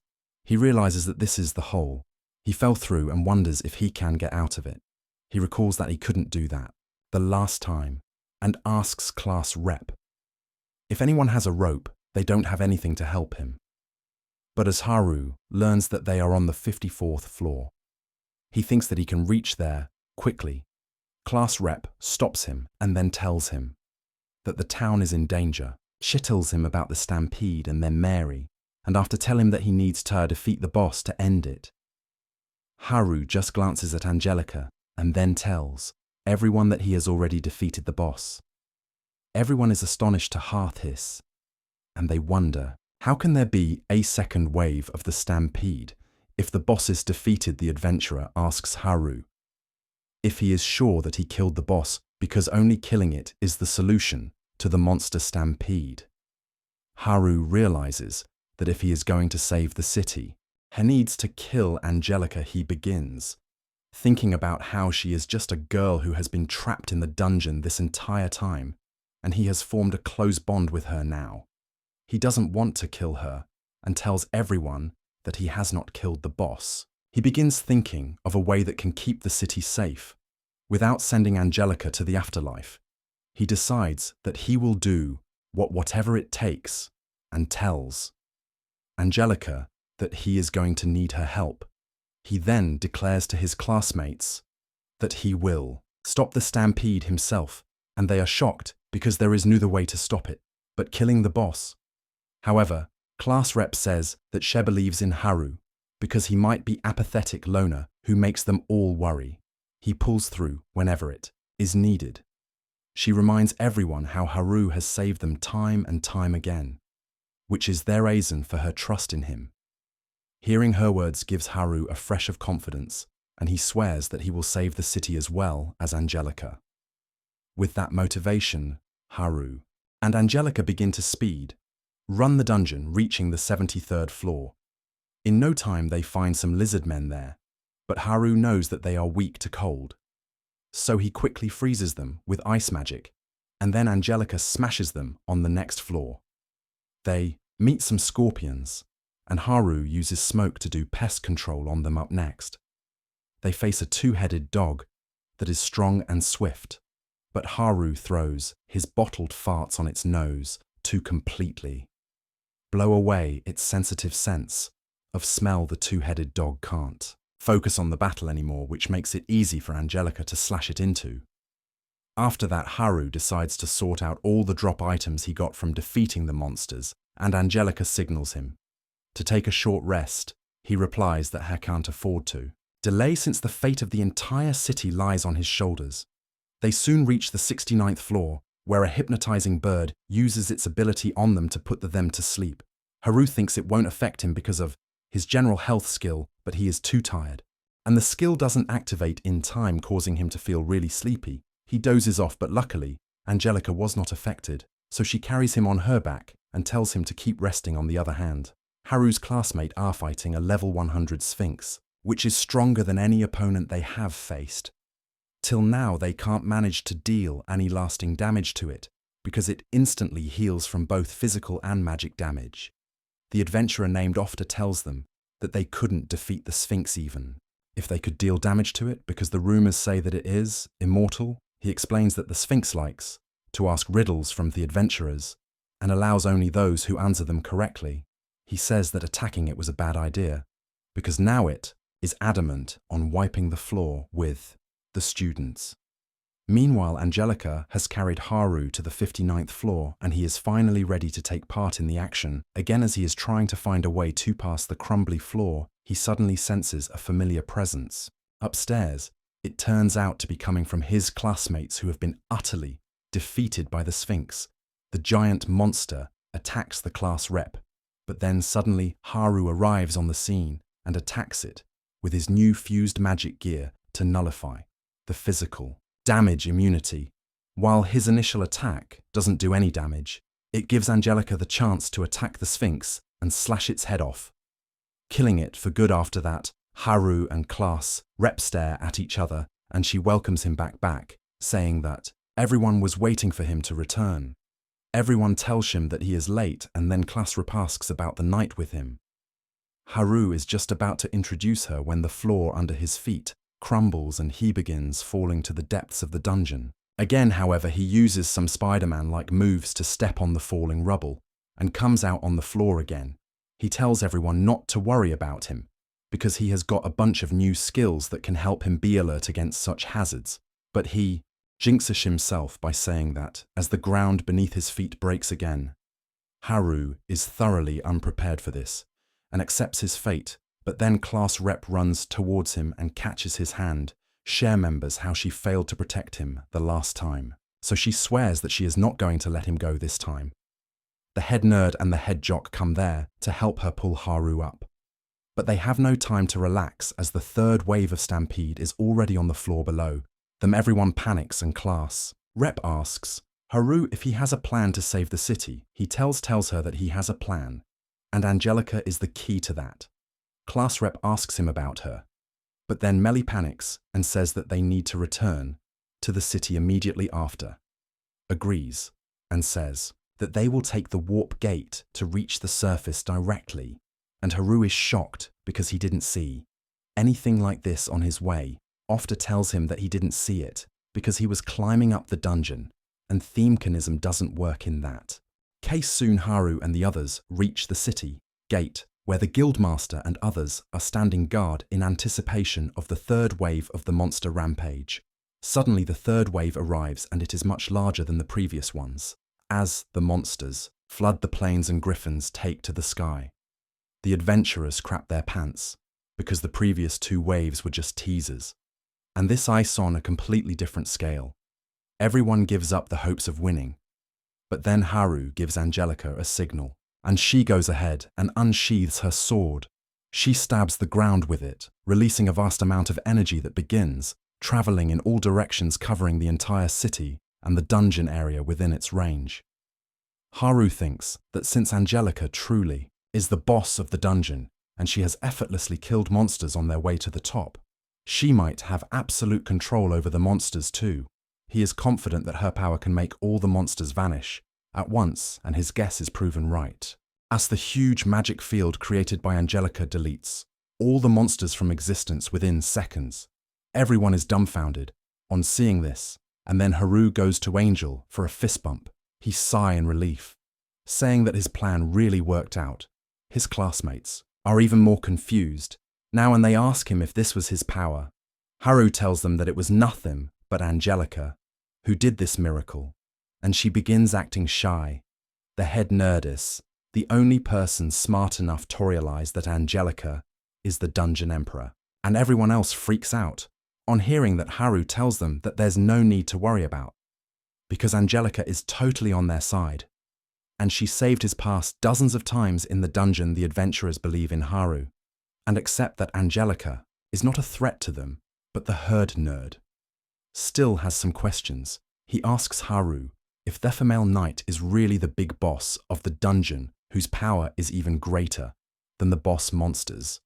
Haru affirms, saying that Angelica is indeed the strongest one. In the dungeon, he says that a lot of things happened and her level got reset, but she is still stronger than most monsters in the dungeon. He explains that he thought that the power would be enough to force all the monsters into obeying her, but they needed to get really close to them. Towsit, the girls ask him what happened to the monsters because they worry that they might attack them again, and Haru says that they must be chilling in their respective floors because it was an order from the dungeon. Emperor Head declares that the city is safe now, and everyone's face lights up. They cheer to celebrate this occasion, and peace quickly returns to the city. The next day, Haru decides to hold an event with all the items he got from the dungeon, and soon class rep comes there with everyone else just like he asked. They are blown away to see a collection of rare weapons and armor put on display by Haru, and Hesmugly announces that everything here is on special. Black Friday sale, everyone rushes to buy the gears. And the mention of the word sale gives girls the superpower to push the boys to the corner. Well, luckily, Haru had put some items aside just in case. And being a true bro, he shares them with the boys. Soon everyone gets something, and they get busy exploring. Their gears Haru is glad that their lives will be easier now, but he is also worried about Angelica. He thinks that she would have zero communication skills after spending so long in the dungeon, and he wonders if she will be able to fit in with the rest of the crew now that she is going to live with them, while Haru's friends are thinking about how generous he is for sharing his rare loot with them. He is busy counting the gold he got in exchange for the loot.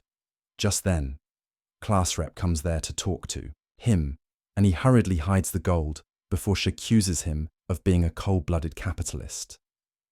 She also thanks Haru for providing rare items to everyone, and as Angelica comes there, she thanks her too. She then asks him to properly introduce the female. Knight Haru says that she is Angelica, a formidable skeleton warrior, who was the dungeon emperor whom he defeated. Class rep asks him if he used the pheromone ring on Angelica to make her follow him, and he sighs as he explains that he never got that ring. Class rep asks him how else could he get the dungeon emperor to obey him, and Haru nervously reveals that he used the servitude skill to turn her into a servant. Class rep screams at him after hearing this and labels him a pervert. She grabs Angelica's hand and runs away, trying to rescue her from Haru, and he worries that something weird might happen between Angelica and others. CL's rep leads Angelica to the girls' dorm, where everyone gets on one side, like an interview panel to learn more about her. They are surprised to learn that despite being the dungeon emperor, Angelica is a 17-year-old girl like them. However, she doesn't seem really keen on talking with the girls, and Class Rep holds her hand to comfort her. She now understands that Haru used his servitude skill on her unknowingly, and that was what freed her from the dungeon's curse. She IES the poor girl and decides to help her bond with everyone. And for that, she immediately leads her to the bath halls. With other girls, Angelica is smitten on seeing such a huge bathing pool, where she can get with all the other girls while everyone starts stripping.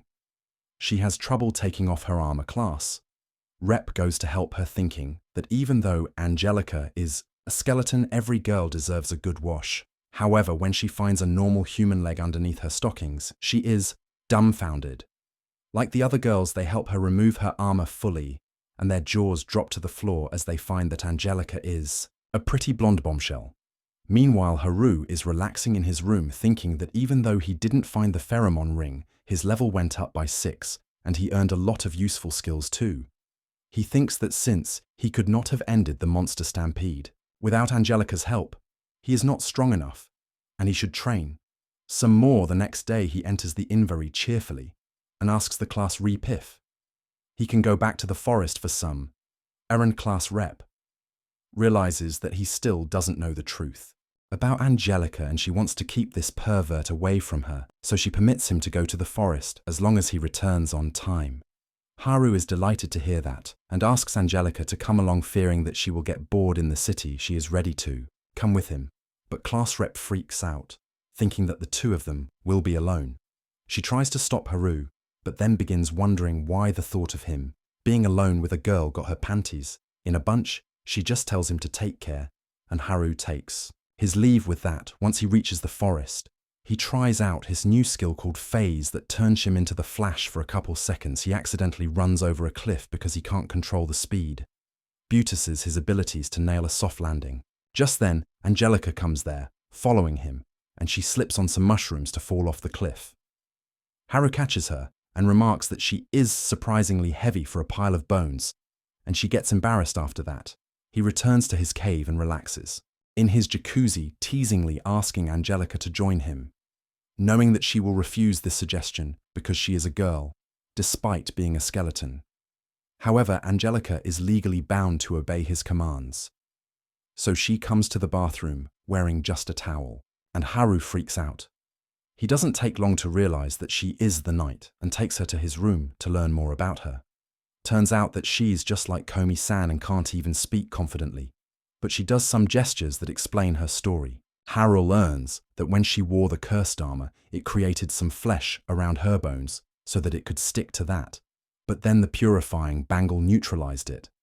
The other two treasure she gave her helped her get her soul back, and she was completely revived, but after being trapped in the dungeon, as a skeleton for 100 years she has lost her ability to talk. Haru realizes that he is responsible for all of this, and Angelica is following him around to repay her debt. He tells her that she is free to do whatever she wants now so she doesn't have to be with him always. She passionately refuses that suggestion, and then clings to him, not willing to let go. Haru understands that she needs to stay by someone's side after all these years of loneliness, so he starts giving her head pats and then tells her funny stories till she falls asleep. After 10 days of living under the same roof, Angelica has grown more expressive around Haru, who asks her to spar with him because he has a new skill he wants to try. She agrees, and Haru asks her to attack him first. She obeys and uses the phase skill to dodge all her attacks precisely. He then decides to use the skill to attack her, but Angelica is much faster than him and easily lands a blow to his head. She is worried that she may have hit too hard and killed their remaining 2 brain cells. He has, but Haru tells her not to worry because this is just training, so that he can become stronger than her after the training. He catches some fish and tells Angelica that he is going to cook some delicious hot pot tonight. He teaches her how to properly cut a fish, and she blushes on finding him so close to her. After that, they have dinner, and Angelica looks suspiciously bashful the entire time. She suddenly grabs Haru's hand and drags him to her room and makes him sit on the bed. She crawls behind him and puts her hand on his back, and he perfectly understands that she is trying to give him a massage and nothing freaky. Angelica is glad that they understood her so well, and then proceeds to give him a full body massage. But somehow she hits all the bad spots and make his joints ache like they are rusted. Haru stays quiet because he doesn't want to hurt her, and Angelica is still not satisfied in her quest to show him some gratitude. He asks her to accompany him if that's the case, and they head outside to watch stars. Haru pats her head to thank her for being so caring, and Angelica suddenly turns red. She gets away from him and then nervously tries to say thank you, but the words don't leave her mouth. She is embarrassed. But Haru consoles her, saying that he understands that she is trying her best. The next day, they head back to the city, and it starts raining on the way. Haru grabs Angelica's hand as they start running. Once they reach the city, the rain has gone, but they are still holding hands, and the girls start teasing them, asking if they have gotten that close. The girls swarm Angelica to learn what happened between her and Haru while the boys surround Haru and call him a traitor for getting a girlfriend when the rest of them are single. He shoos them all away, and then Angelica comes to him. She tries to say something, but he asks her to relax and heads towards the dungeon. Suddenly, Angelica asks him to wait in the faintest whisper, and the astonished Haru turns around. Immediately, she thanks him in another faint whisper and then heads back to the girl gang. On seeing her like this, Haru realizes that no matter how many people surround you all the time, at the end of the day, everyone is a loner struggling to survive in the world. That is why his faith in staying a loner for the foreseeable future grows even intense, and he decides to head on his own adventures.